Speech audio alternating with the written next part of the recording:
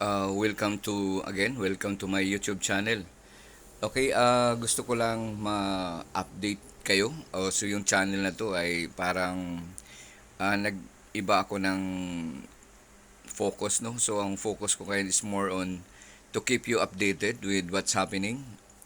Yung mga galaw ng saan pumunta, anong achievement na sa ating Pangulong Bongbong Marcos, at saka yung mga galaw sa Senado, ano mga proposal, so saan ang mga clinging nila, saan ang mga saan ang mga priorities nila sa ngayon, so please have time to watch my videos dahil we will be leading to that issues. Okay, maraming salamat. So after itong first portion ko, para ito yung as you open my video, ito yung panimula ko, then I'll be attaching some pictures, video clips about the issue na itatackle ko. Maraming salamat, sana'y panoorin nyo.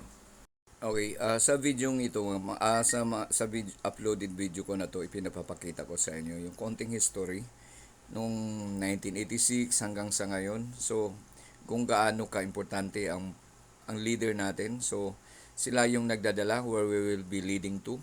Kung ano ang tatanggalin, anong babaguhin, ano ang dapat ipagpatuloy ng gobyerno natin. Katulad nitong panukala ni Robin Padilla na may kinalaman sa politics, na kung gaano dagdagan pa yung mga terms nila, at yung gusto ng ating Pangulo na to para mag-attract pa sa mga investors dito sa Pilipinas, na merong pagbabago sa charter chains natin na allowing ownership, para so kung ano man yung maingganyo sila mamuhunan sa atin. So we are allowing negosyo nila 100% ownership ng mga negosyo nila. So hindi ko pa nabasa kung anong mga provisions mayroon nito, pero basta sinabi na 100% ownership na sa mga negosyo dito sa Pilipinas ay inapprove na. So madaling salita, nakasalalay sa ating mga leader kung saan niya dadalhin ang bansa natin. So talagang napakahalaga na tayo ay mapagmasid. Sa susunod na halalan, tayo ay dapat ibuto natin ang mga taong nakikita nating ang mahalaga sa kanila ay ang kapakanan natin. So far, nakikita natin na pagsisikap na ating Pangulo na ipaglaban ng ating soberenya, at paano niya sinisikap na umangat ang ating bansa. Sa atin namang mababatas sa Senado, tulad ni Senador Padilla, meron siyang ibang pananaw tulad nitong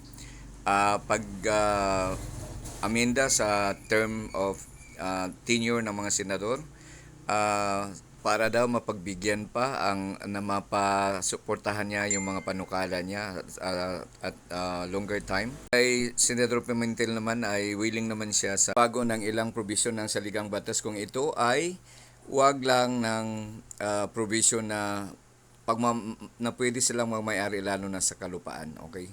So dahil nga maliit na nga lang daw yung area natin, kung ibinta pa to sa mga foreigners, so para hindi siya pabor. Sa akin lang ay kailangan tayo magiging mausisa at pag-aralan natin kung sino yung mga karapat-dapat na mga senador natin. So ganun kahalaga ang pagpili sa ating mga mababatas, dahil sa kanila nakasalalay ang ating kinabukasan. Yun lang, salamat.